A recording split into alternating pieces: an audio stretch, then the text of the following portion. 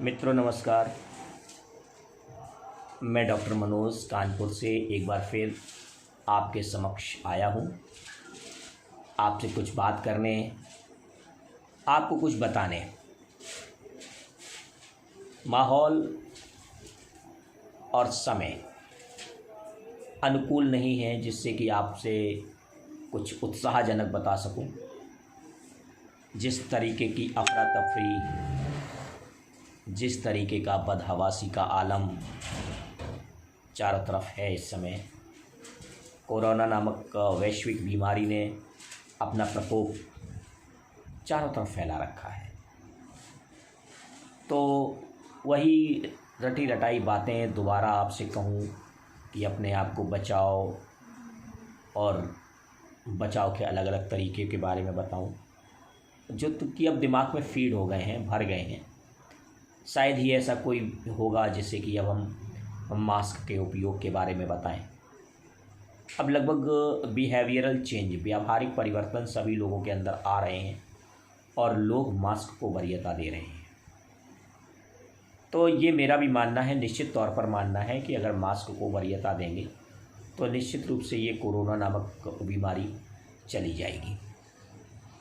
चली तो जाएगी, लेकिन कब चली जाएगी ये प्रश्न बड़ा ही गूढ़ है और इस समय लगभग अनुत्तरित है।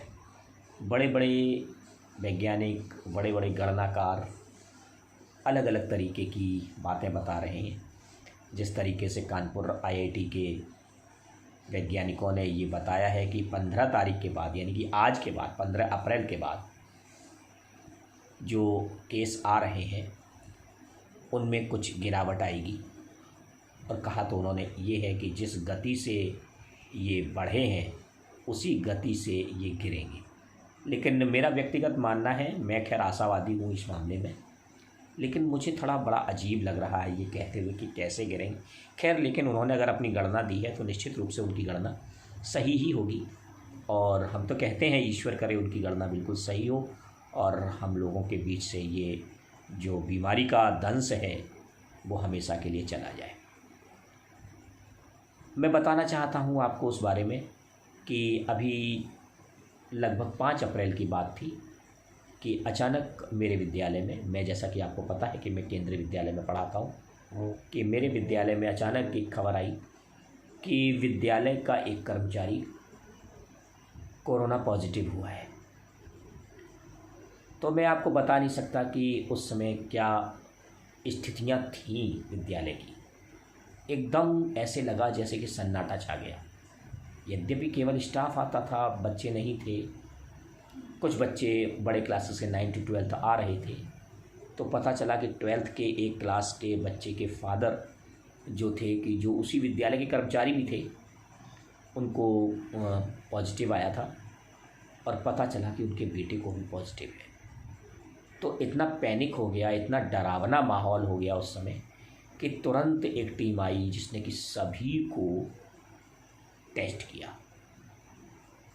अच्छा, टेस्ट कराने में कोई बुराई भी नहीं थी। टेस्ट किया, हम लोग स्टाफ रूम में बैठे हुए थे और जिस टेबल पे मैं बैठा था उसी के पास हमारे और टीचर्स भी बैठे थे। तो हम लोगों को किसी तरीके की कोई दिक्कत ही नहीं थी, कोई परेशानी नहीं थी। तो एक सर हमारे पास आए, उन्होंने अपना मोबाइल हमें चेक कराया और बिल्कुल हंसी खुशी का माहौल था, कुछ भी नहीं था। और जब चेक हुआ तो सबसे पहले मैंने ही चेक कराया अपना। चेक कराने के बाद बात आई गई हो गई। आधे घंटे बाद ये पता चला कि जिनका मोबाइल मैं चेक कर रहा था वही सर पॉजिटिव निकल आए। अब वो पॉजिटिव निकल आए। अब मेरी मनस्थिति की आप केवल कल्पना कर सकते हैं। मैं शब्दों में नहीं बता सकता कि उस समय मैं क्या सोच रहा था, लेकिन कोई बात नहीं। हमने कहा चेक कराया है, जो भी है आएगा, समझ में आएगा, बताया जाएगा, इलाज कराया जाएगा। बड़ा ही सकारात्मक रहा विचारधारा से। विद्यालय को तुरंत बंद कर दिया गया। 2 लोग पॉजिटिव निकल आए और हम भी घर चले आए। घर आकर बाकायदा मैंने कोरोना नियमानुसार अपने आप को चेंज किया। तुरंत सब लोगों से कहा मुझसे दूर रहना और मेरे स्कूल में आज ऐसा ऐसा हुआ है। और आने के बाद फिर मैंने नहाया भी और नहाने के बाद अपने आप को बिल्कुल थोड़ा सा आइसोलेट तो नहीं कर पाया, बच्चे छोटे हैं, लेकिन अंदर से ये डर था कि आज मैं उनके पास बैठा था। उसके बाद हमारी भी एंटीजन रिपोर्ट आई, तो इत्तेफाक से वो नेगेटिव थी, वो एंटीजन रिपोर्ट थी। उसके बाद आरटीपीसीआर का इंतज़ार था। आरटीपीसीआर को आने में लगभग 36 घंटे लगते हैं। तो मैं ये सोच रहा था कि चलो आरटीपीसीआर भी आ जाए, लेकिन अंदर से ये डर तो था ही कि संग में सब छू रहे हैं। घर मेरा इतना बड़ा नहीं है कि हम किसी को एक अलग से कमरे की व्यवस्था कर सकें, लेकिन फिर भी कोशिश तो कर रहा था और अपने आप को भी कह रहा था बच्चों से कि थोड़ा दूर रहो, लेकिन हो नहीं पाता है। तो किसी तरीके से फिर आरटीपीसीआर की रिपोर्ट आई। आरटीपीसीआर की रिपोर्ट जब मैं अपने मोबाइल पे चेक कर रहा था, तो एक वो स्थिति बता रहा हूँ कि कितना डरा हुआ होता आदमी। उसको डरने की कोई ज़रूरत नहीं है, मैं केवल ये बता रहा हूँ कि डरिए नहीं। मेरी उंगलियाँ काँप रही थी मोबाइल में जब मैं अपनी रिपोर्ट को चेक कर रहा था। इत्तेफाक से वो भी नेगेटिव थी। वो तो अच्छी बात है कि नेगेटिव थी, लेकिन इतना जितना पैनिक मैंने लिया, जितना मैं डरा, मैं नहीं समझता कि आम आदमी को इतना लेना चाहिए। यद्यपि सलाह देना बहुत सरल है कि जब मैं ही डर रहा था तो, लेकिन अब जो बदले हुए माहौल में कोरोना आ रहा है, उसमें अगर सकारात्मकता का उपयोग करें। आप देख रहे हैं 2-2 लाख केस आ रहे हैं, लेकिन उन 2 लाख केस में आप ये भी तो देखिए कि लगभग 1 लाख 1.25 लाख ठीक भी हो रहे हैं। तो हम चित्र का दूसरा पहलू भी देखते हुए चलें। हम न्यूज़ चैनल्स क्या दिखा रहे हैं, कितनी भयावह तस्वीर प्रस्तुत कर रहे हैं, हम उन चीज़ों पर ना जाएं। हम केवल ये सोचें कि चलिए ये भी एक दौर है, ये निकल जाएगा। हम थोड़ा सकारात्मक रहें। फिर क्या हुआ, अभी तो मैंने आपको आधी कहानी बताई थी कि 2 अध्यापक हमारे विद्यालय के पॉजिटिव निकल आए थे, और एक अध्यापक तो बिल्कुल मेरे पास ही बैठे हुए थे, जिनको मैं छू भी रहा था, जिनसे मैं बात भी कर रहा था, उनका मोबाइल भी चेक कर रहा था, उनसे हाथ मिला रहा था, और तो वो पॉजिटिव निकल आए थे। एक दूसरे अध्यापक भी पॉजिटिव निकले थे, वो भी मेरे विद्यालय के थे। अभी मेरे लगभग आज 15 तारीख है, 13 तारीख को विद्यालय जाने का टर्न मेरा था। जैसे कि रोस्टर बनाया जाता है कि आज इन लोगों को जाना है, कल उन लोगों को जाना है, जो गाइडलाइंस थी उसको फॉलो करते हुए मेरा विद्यालय जाने का टर्न 13 तारीख को था।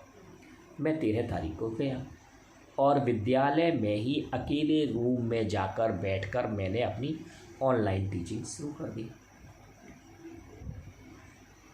पढ़ा रहा था कि तभी मेरे मोबाइल पे, मेरे स्कूल के मोबाइल के ग्रुप में एक मैसेज आया कि जो टीचर पॉजिटिव पाए गए थे उनमें से एक की डेथ हो गई।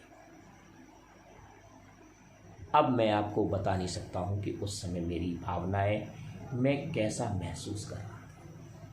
हमारे अपने बीच का एक आदमी और इस भयानक बीमारी का इतनी जल्दी शिकार हो गया, और जिससे कि मेरी 3 दिन पहले बात हुई थी। वो मेरे बेटे को ऑनलाइन पढ़ाया भी करते थे। जब उनकी मृत्यु का समाचार हम लोगों ने देखा तो मैं बता नहीं सकता कि मैं क्या महसूस कर रहा था। मैंने तुरंत लैपटॉप बंद किया, मोबाइल बंद किया, और मैंने, क्योंकि मेरा पढ़ाने में बिल्कुल मन नहीं लगा, मैंने उन बच्चों को भी सूचना दी, क्योंकि उन बच्चों को भी वो सर पढ़ाया करते थे।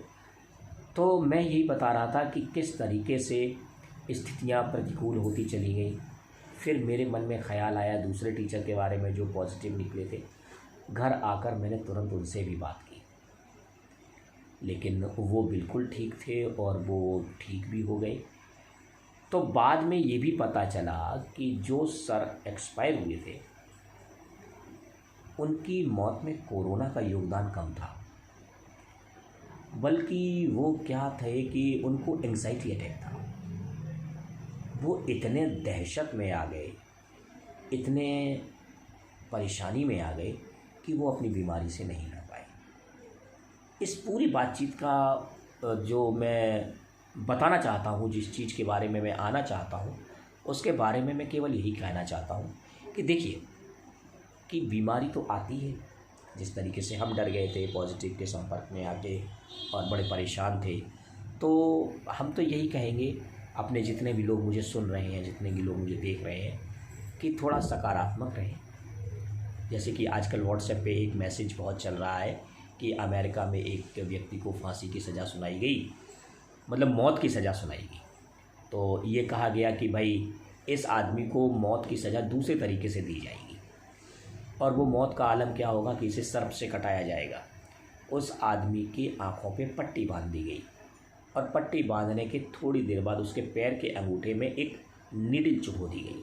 उसको ये एहसास दिलाया गया कि उसको किसी सांप ने काटा है, और थोड़ी देर के बाद उस आदमी की मृत्यु हो गई।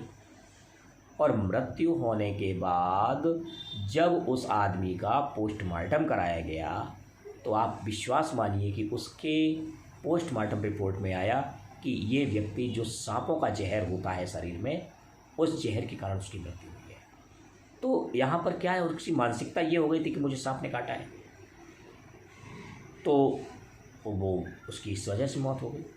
तो हम कहना सिर्फ इतना चाहते हैं कि विचारों में सकारात्मकता लाएं, कोरोना गाइडलाइंस का प्रयोग करें।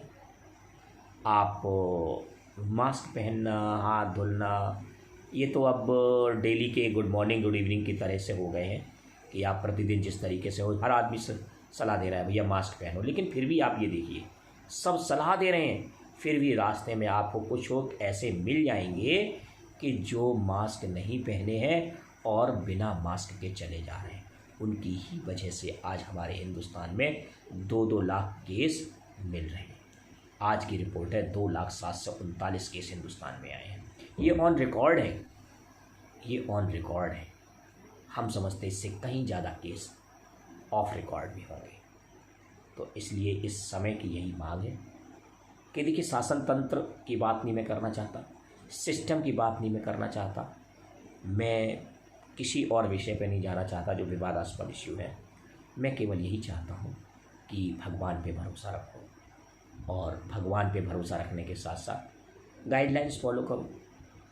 जो कोरोना की गाइडलाइंस हैं उनको मानो, और अपने विचारों को सकारात्मक रखो। आप सकारात्मक रहें, आप स्वस्थ रहें, हंसते रहें, खिलखिलाते रहें, आपका परिवार स्वस्थ रहे, आपके आसपास मोहल्ले के लोग भी सब स्वस्थ रहें।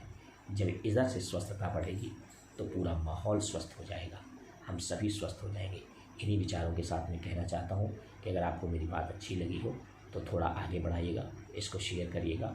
और दिव्यांगम आदरणीय हमारे मिश्रा जी का जो संकल्प है, आदरणीय विष्णुकांत मिश्रा जी का भी, दिव्यांगम के जो राष्ट्रीय अध्यक्ष हैं, उनके संकल्प को पूरा करने में हमारा सहयोग दीजिए। धन्यवाद।